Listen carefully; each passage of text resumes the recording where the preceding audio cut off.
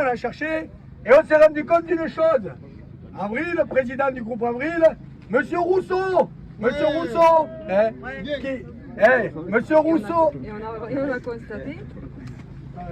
Et en se renseignant un petit peu, en discutant, parce qu'on avait le temps de passer le temps. Et donc on s'est rendu compte que dans ce port et dans ce groupe-là, il y avait des importations de céréales, tournesol, colza. Vous savez pas d'où? D'Ukraine. Incroyable. Incroyable quoi. J'en reviens pas quoi. Donc le premier représentant syndical du monde agricole, c'est le premier à importer des céréales d'Ukraine. C'est ça. C'est là, on est tombé de cul là. Franchement, incroyable. Incroyable. On s'est dit mais bon ça, c'est pas possible quoi. Et oui, la dame de la Confédération paysanne, elle découvre quelque chose qui est archi connu dans le milieu agricole, c'est que Arnaud Rousseau est un industriel qui fabrique de l'huile et il importe des céréales de partout. Et bien entendu qu'il est pour le libre-échange, bien entendu qu'il est pour Mercosur, bien entendu qu'il est pour ces accords et qu'il trompe en réalité. Il est tout à la fois, il est paysan et en même temps industriel. Et il est tout à fait dans les circuits, si vous voulez, des négociations qui se font à l'international pour rafler la mise. Donc en réalité, il y a beaucoup d'agriculteurs qui ont nommé un directeur, un président de syndicat, qui est en train de les trahir. Et ils découvrent le poteau rose aujourd'hui, ce qui m'étonne. Pourquoi ça m'étonne ? Parce que près de chez moi, j'ai un agriculteur avec lequel je converse. D'ailleurs, je lui ai proposé de s'exprimer quand il le voulait sur ma chaîne. Il m'a dit, de toute façon, il est pourri ce mec-là. Il est richissime, on l'appelle Monsieur 5 milliards, je ne sais pas si c'est vrai, j'ai mis ça en tête, j'ai vu ça passer, donc, parce que je crois qu'il fait, son industrie fait 5 milliards de chiffre d'affaires, 6 milliards.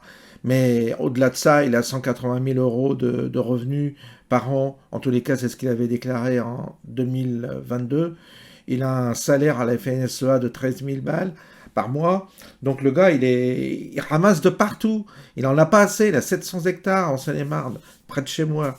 Donc le type, il est blindé. Il est dans les circuits et il est en train de trahir. C'est le gros. Vous savez, c'est le gros malin qui est en train d'enfler toute sa corporation, tous les petits.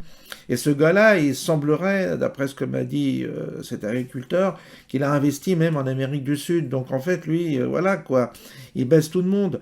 Et il faut quand même que le monde agricole se saisisse de cette histoire. On ne peut pas laisser comme ça ce type-là les défendre. C'est à eux de voir. Mais franchement, c'est gros quand même cette histoire. Enfin bref. On laisse les agriculteurs se débrouiller avec ça, mais c'est infernal de voir autant de naïveté, autant de, je sais pas, d'un milieu qui s'est laissé mais enfler, mais vraiment incroyable quoi. Et ils ont élu un industriel qui est contre eux et qui est en train de les ensevelir, en train de les enterrer. Question, est-ce que vous allez continuer comme ça? Est-ce que la dame a l'air de découvrir ça? Ça me surprend. Bon, écoutez. Je voulais quand même le signaler parce que c'était un petit clin d'œil d'ailleurs à mon voisin, puisqu'il m'en a parlé il y a 2 jours ou 3 jours, et il était important que j'évoque quand même cette question-là, qui est assez scandaleuse. Regardez André Rousseau sur les médias, vous allez tout voir, tout ressort. Incroyable que ce type-là soit président d'un syndicat agricole pour défendre les agriculteurs. Incroyable. C'est comme si, je ne sais pas moi, c'est comme si vous aviez... qu'est-ce que je sais pas, il faut que je trouve un exemple, mais c'est comme si vous aviez c'est comme si les policiers avaient comme syndicat des trafiquants de drogue, quoi. Vous voyez, c'est un peu ça, c'est du même style. C'est-à-dire que c'est antagoniste, ça ne va pas ensemble.